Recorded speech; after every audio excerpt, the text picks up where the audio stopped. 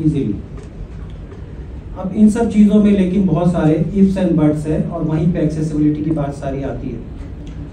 जैसे मैं यहाँ पे हूँ, मेरे कुछ फ्रेंड्स भी जैसे अमर जैन और दूसरे लोग हैं, हम लोग यहाँ पे इस कमरे में होते ही नहीं अगर कम से कम कुछ कॉर्पोरेट्स, कुछ कंपनीज, कुछ बड़े प्लेयर्स ने थोड़ा सा एक्सेसिबिलिटी और इंक्लूजन करना सोचा होता। हम लोग यहाँ पे इसलिए है कि हम विंडोज़ ऑपरेटिंग सिस्टम चला लेते हैं, हम माइक्रोसॉफ्ट ऑफिस पे काम कर लेते हैं और इस वजह से आपके साथ कई सारे ऑफिसेज में काम कर रहे हैं, कुछ ईमेल कर पा रहे हैं डिस्पाइट आवर विजुअल इम्पेयरमेंट्स। क्योंकि वो सारे जो ऑपरेटिंग सिस्टम्स हैं, जो सॉफ्टवेयर एप्लीकेशंस हैं, वो इंक्लूसिव है, यानी कि वो पर्सन विद डिसेबिलिटी जो भी वो कोई टेक्नोलॉजी टेक्निक लगाकर इस्तेमाल करते हैं उसके साथ काम करते हैं और वो चल पा रहे हैं। लेकिन अब एक सिनेरियो आ गया है कि पर्सन विद डिसेबिलिटीज़ वो अगर डिजिटली लिटरेट हो जाए, विंडोज़ और एंड्रॉयड और एप्पल वगैरह चलाना सीख भी जाए, तो ऐसे सिनेरियोज आ रहे हैं कि किसी ऑफिस में जाएंगे तो वहाँ पे उस ऑफिस ने जो खास कोई पोर्टल बनवाया हो, कोई एप्लीकेशन बनवा रखा हो, कोई ऐप बनाया हुआ हो, वो नहीं चला पा रहे। या फिर डेली लाइफ में टिकट बुकिंग के लिए कोई खास ऐप नहीं चला पा रहे, किसी बैंक का ऐप नहीं चला पा रहे, बाकी सब चला पा रहे। तो उनके पास टेक्निकल कैपेसिटी होते हुए, टेक्निकल नॉलेज ट्रेनिंग होते हुए भी कुछ खास वेबसाइट्स, ऐप्स, कुछ डिजिटल डॉक्यूमेंट्स नहीं पढ़ पा रहे, नहीं चला पा रहे। तो ये है दरअसल जो एक्सेसिबिलिटी है और डिजिटल एक्सेसिबिलिटी है। एक्सेसिबिलिटी में बहुत सी बातें आती हैं, लेकिन मैं थोड़ा सा इस चीज़ पे फोकस करना चाहूँगा। तो हमारी कंट्री में भी department of empowerment of person with disabilities के इनिशिएटिव से अब क्लियर गाइडलाइंस, स्टैंडर्ड्स बन गए कि जो लोग वेबसाइट्स, ऐप्स, डॉक्यूमेंट्स बना रहे हैं उनको करना क्या है, कैसे, क्या क्या उसके फीचर्स होने चाहिए, क्या टेस्ट करना है, वो सब वर्ल्ड वाइड भी क्लियर है, एस्टैब्लिश्ड है, इंडिया में भी क्लियर है, एस्टैब्लिश्ड है। और अभी कुछ बहुत रिसेंट कोड डायरेक्शंस भी बहुत अच्छे आए हैं, जिसके बारे में आई थिंक कुछ और स्पीकर्स भी बात करेंगे। तो प्रॉब्लम बस ये है कि जो क्रिएटर्स हैं, डेवलपर्स हैं, वो उनको इन गाइडलाइंस का पता नहीं है और उस तरफ एफर्ट्स नहीं हो रहे कि उनको समझा जाए और वो चीज़ें अपनाई जाए। उसमें जो छोटे छोटे चेंजेस करने हैं टेक्निकल लेवल पे, websites, apps, documents, appliances, electronics, वो चीज़ें अनफॉर्चुनेटली नहीं हो रही हैं, बहुत स्लो हो रही हैं।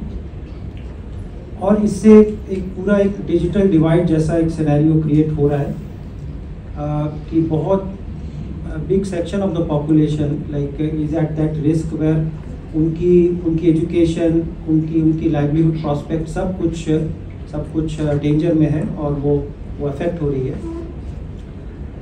इसका एक दूसरा सिनेरियो ये भी है कि it has been globally proved that when things are accessible, when the products and services are prepared in compliance with accessibility standards, their usability actually improves, their quality improves for everyone. क्योंकि बहुत सारे ऐसे sections हैं, जैसे senior citizens हो गए, जो less literate people हो गए, उनके लिए भी they become easy to use. So as it is, the population of person with disability is significant, and then there are many other sections of the society which benefit from those accessibility initiatives.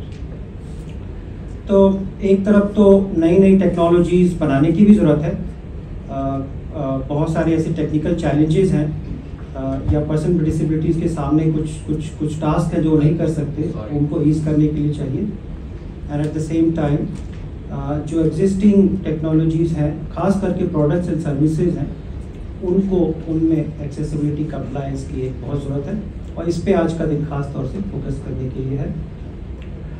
I would also just like to quickly speak about what we have tried, we as National Association for the Blind Delhi, and like many of those initiatives we are doing in partnership with the Department of Disability and SBI Foundation.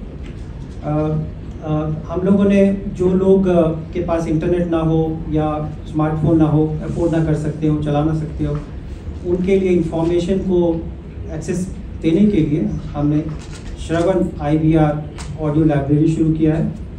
सिर्फ एक phone call करना है और वो latest news, वो भी सारी अलग अलग न्यूज़पेपर्स की, अलग अलग कैटेगरी की बहुत अच्छे से कंफर्टेबल वे में सुन सकते हैं।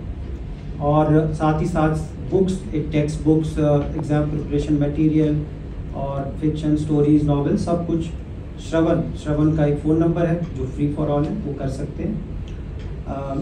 इसके साथ ही हमने सेक्सुअल एंड रिप्रोडक्टिव हेल्थ, इसके बारे में इंफॉर्मेशन देने के लिए व्हाट्सएप चैटबॉट अदिति AI शुरू किया हुआ है। Again available for everyone free of cost.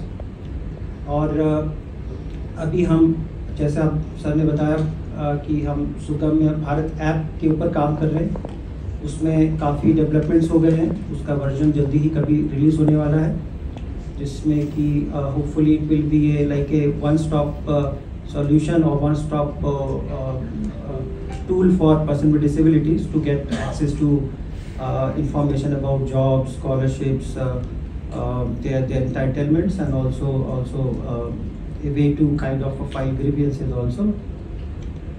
और एक और चैटबॉट पे काम हो रहा है, आज शायद उसका भी कुछ रिलीज और डेमो होने वाला है, उसके बारे में भी आप जानेंगे। So we are very, I will say, happy to be part of this movement. We can see lots of changes, lot of developments happening towards accessibility. Lisa, MD of SP Foundation, Nani sir, Mandeep ma'am, Vikas sir, and all other respected guests and participants. Even one day of inaccessibility is one day too many. Sounds like a good line. But if you look at it in practical life, it impacts on a day-to-day basis. My dad was recently discharged from a hospital, and the discharge summary print was very small. The font size was very small. My dad was not in a condition to read it. My mom could not read it because the print was small. I finally worked with the hospital to get a readable copy in a soft copy form, PDF form, and then got the medicines ordered on the same day. If accessibility did not exist as a concept, it would have been impossible for persons with disabilities to overcome the systemic limitations imposed due to disability and still perform at par with others. Right? Rahul and I were both working as corporate professionals. Rahul was in intellectual property rights. My co-founder Rahul Bajaj, he is a Rhodes Scholar and a lawyer. I was a lawyer, corporate lawyer, working with law firms before, and we both were working individually on accessibility because it impacted our day-to-day life. From being able to use Citrix, from being able to use Adobe and many other inclusive tools that are used on workplace in a day-to-day life were not accessible, and we both were working individually. We decided to join hands in 2021. We started as a WhatsApp group called Mission Accessibility. We got law school volunteers to work with us, and we collaborated with many service providers to improve accessibility. We did social media outreach to generate awareness. We sent legal notices to those who did not respond, and we took few to court who either did not respond or gave wishy-washy responses. I would call it a fortune that in 2022 and when we incorporated Mission Accessibility as a Section 8 company, we also had such a supportive leadership at the DAPWD. ये जो मुझे कहा गया कि vote of thanks दीजिए, हमारे जहन में शुरुआत वैसे करनी बहुत कठिन है, बहुत ही मुश्किल है। आप सब लोगों का आभार प्रकट करना, आपको थैंक्स करना, इस रियली डिफिकल्ट। मैं जो कहूँगा, मेरे पास समय भी बहुत कम है, बिकॉज हमने मैडम मनमीत कौर नंदा, जो कि एडिशनल सेक्रेटरी हमारे डिपार्टमेंट की हैं, उनसे रिक्वेस्ट किया था वो भी बोलेंगी, लेकिन उन्होंने बोला नहीं, we would like to listen to the technical things, we would like to listen to them। अपने दिल से जो मुझे अपने दिमाग में आया कि how should I think him. आप किसी चीज के लिए जाएं और तुरंत यस, कौन भी जाए, जरूरी कि वो मिस्टर धारियाल जाए या मैडम जाए या कोई जाए, anybody from the community. So truly sir, ये मेरे दिल से आ रहा है कि he happens to be the best friend of people with disabilities in our country or globally.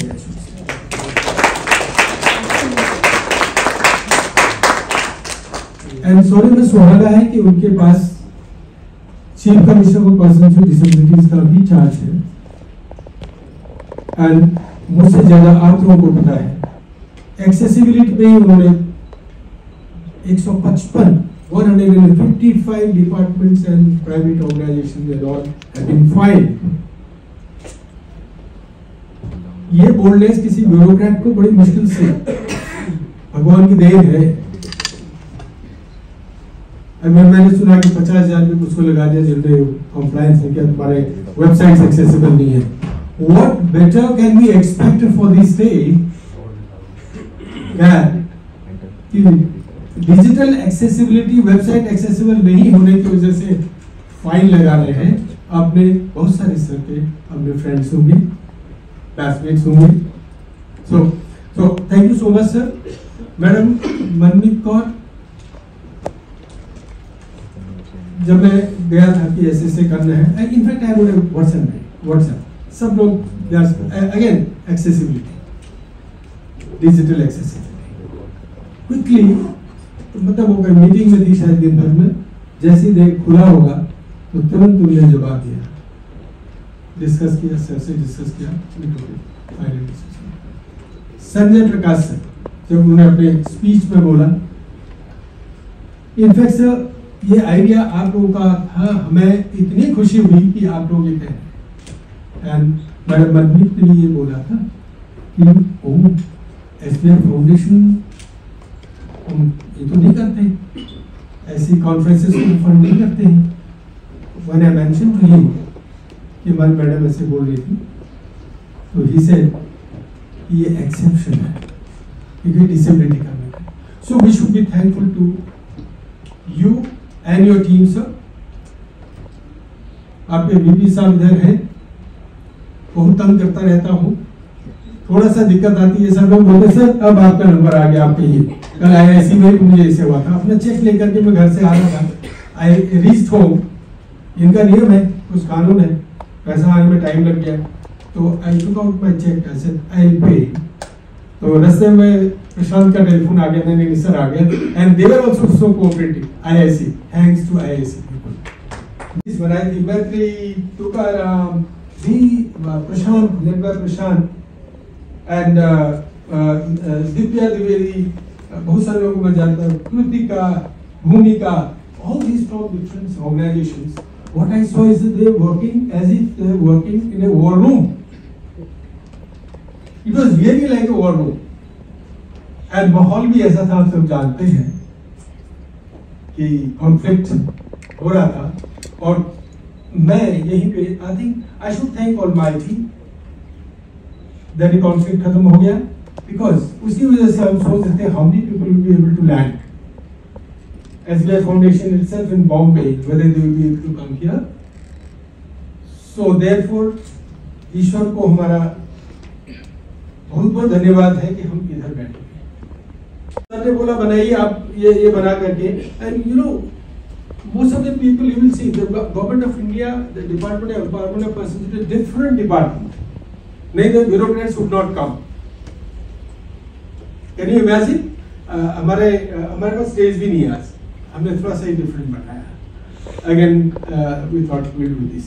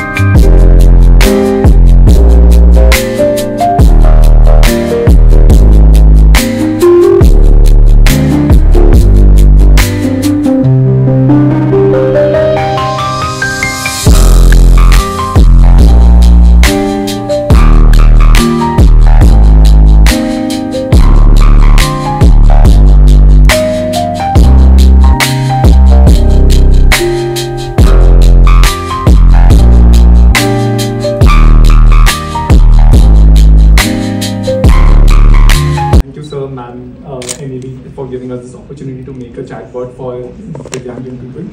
What we are doing is the central government, the state governments, everyone has a lot of schemes for disabled people, but many a time there are almost 250 schemes that exist for Divyangjan people, but then they're not aware of what schemes are applicable for them.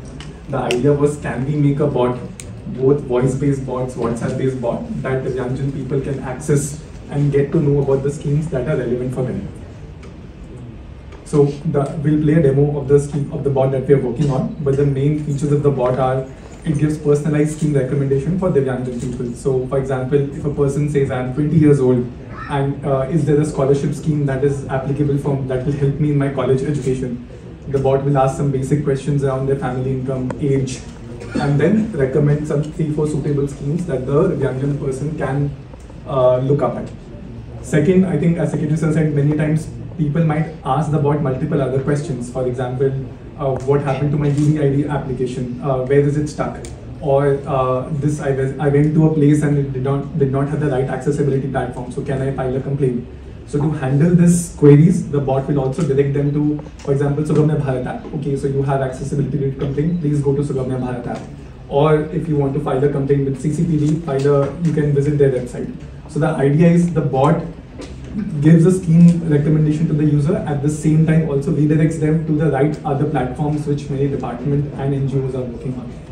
Third, sometimes the bot might not be able to answer questions because it's an AI bot evolving tech and a person wants to know much more information. Then the bot will also redirect the person to the right helpline numbers.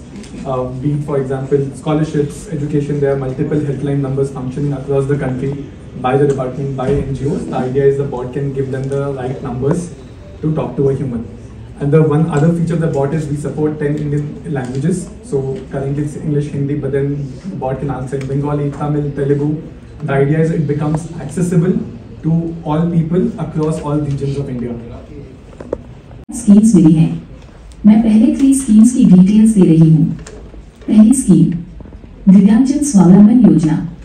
इस scheme में business startups के लिए concessional interest rate loans मिलते हैं, जिसमें disabilities वाली women या timely repayments पर 1% रिबेट मिलता है। दूसरी स्कीम PWDs के लिए कंसेशनल क्रेडिट। ये स्कीम डिसेबिलिटीज वाले लोगों को 4% से 9% तक कंसेशनल इंटरेस्ट रेट्स पर 50 लाख रुपए तक का लोन प्रोवाइड करती है। तीसरा स्कीम विशेष माइक्रो फाइनेंस योजना। ये स्कीम ब्लाइंड और अनएम्प्लॉयड लोगों को रीजनेबल इंटरेस्ट रेट्स पर स्मॉल बिजनेसेस स्टार्ट करने के लिए लोन्स प्रोवाइड करती है। क्या आप इन स्कीम्स के बारे में और जानना चाहेंगे, जैसे इसके बेनिफिट्स, कंडीशंस, डॉक्यूमेंट्स और अप्लाई कैसे करना है? अगर आप चाहें तो मैं आपको बाकी 2 स्कीम्स की डिटेल्स भी दे सकती हूँ। आप मुझे ये जो पहली स्कीम है दिव्यांगजन वाली स्कीम, उसमें आप बता सकती हैं मैं कहाँ से अप्लाई कर सकता हूँ या मुझे कौन-कौन से डॉक्यूमेंट्स रिक्वायर्ड होंगे अप्लाई करने के लिए? 1 मिनट, स्कीम डिटेल्स निकाल रही हूँ। One speed तो आपको फास्ट लग रहा होगा, and idea is कि the bot can answer any follow-up questions. This is not like a IVRS जहाँ पे आपने hard code किया हुआ है. It's like the bot is able to understand what people is saying and then respond accordingly. And this will work both on voice and WhatsApp. ताकि किसी को WhatsApp पे use करना हो, it can give answers on WhatsApp bot. So you can reach out to Karamji. It's in closed beta right now. We would be sharing the numbers of the bot next week in some WhatsApp groups where we would love for people to try out the bot and give us feedback. So Bangalore and other. We are from Bangalore. The event is on 30th in Bangalore. I think the invitations will. Question. Yeah. Again, this is one aspect that you're talking about, these schemes which are there. Yeah. So I have 2 questions there. One is how you're getting data of all these schemes and how you're making sure that it is well updated data. Because for central government and state government, schemes are different, and many times when you look up at the website, you find outdated documents. So how will you ensure that? So we had Mukesh ji who compiled the initial list of 240 schemes. Then we have Tukaramji from there's a team from the department that has been working to update the schemes and across all the parameters. What is the latest scheme guidelines? What is the eligibility criteria? So the idea is that as and when scheme gets updated, we can just update it in the backend and the bot will fetch the new information.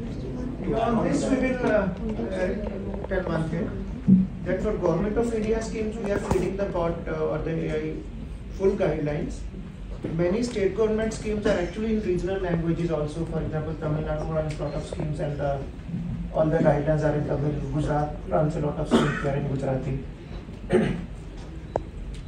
So we have got initial partners to do that compilation, but we are running that through our entire SCPD network also.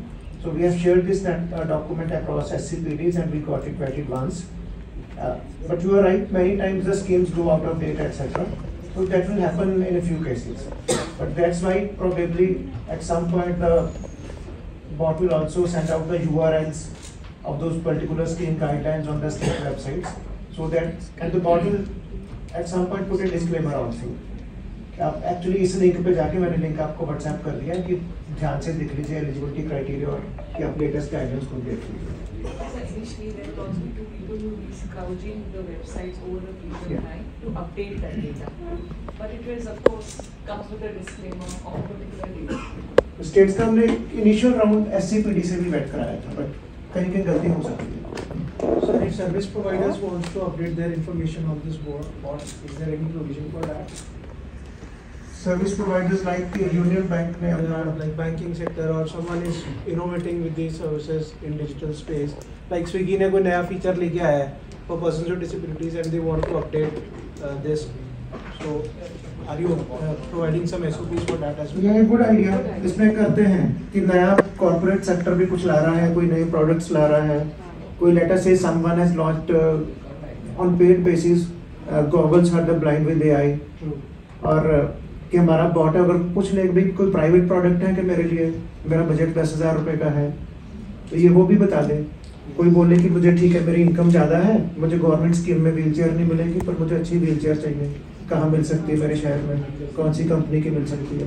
तो it's a good idea. तो how to plug in this private data into the requirement ये रहेगी ना क्योंकि बहुत बार जो actual में users scheme avail करते हैं स्पेशली एजुकेशन रिलेटेड या असिस्टेड डिवाइसेस प्रोक्योरमेंट रिलेटेड, उसमें लोग लोकल ऑर्गेनाइजेशंस के थ्रू होती हैं वो. तो लोकल ऑर्गेनाइजेशंस के दो चैलेंजेस हैं.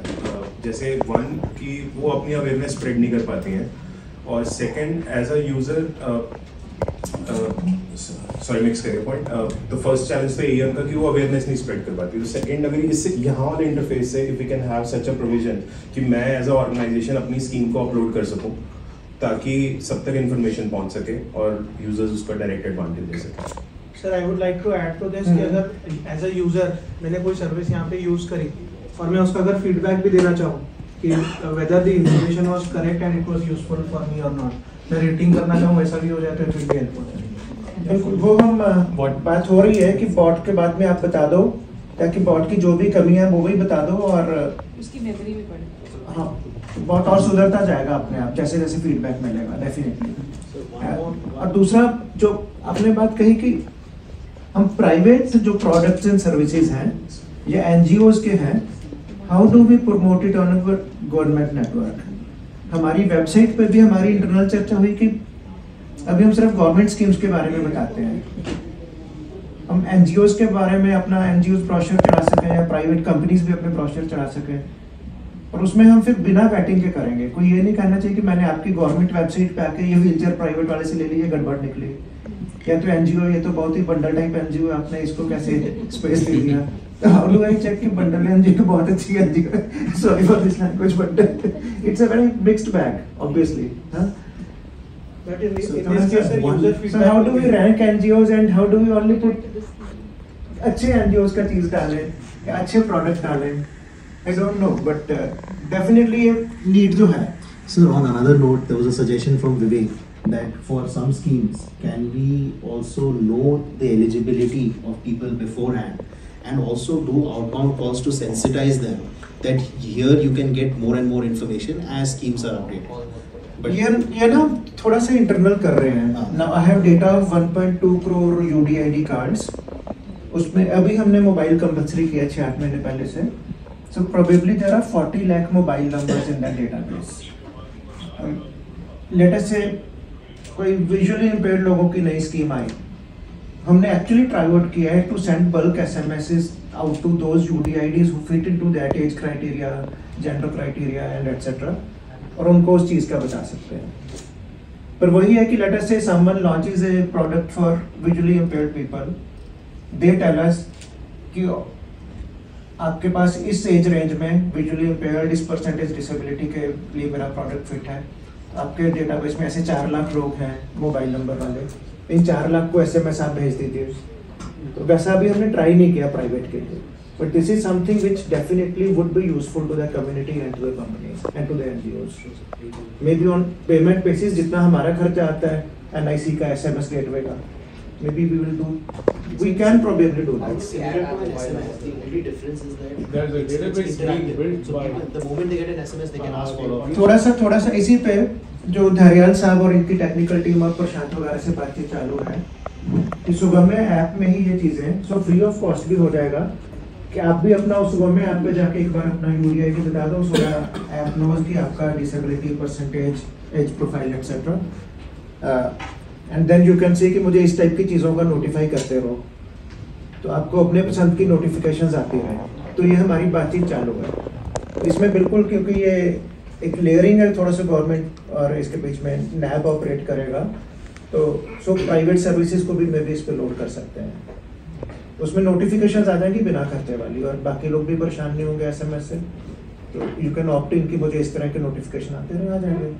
स्टूडेंट के से कि स्कॉलरशिप का जब भी लॉन्च होगा फॉर्म तो मुझे बता देना, मुझे बार बार नहीं देखना पड़ेगा। जिस दिन आपकी वेबसाइट होगी आप कह देना बेटा फॉर्म भर ले स्कॉलरशिप का।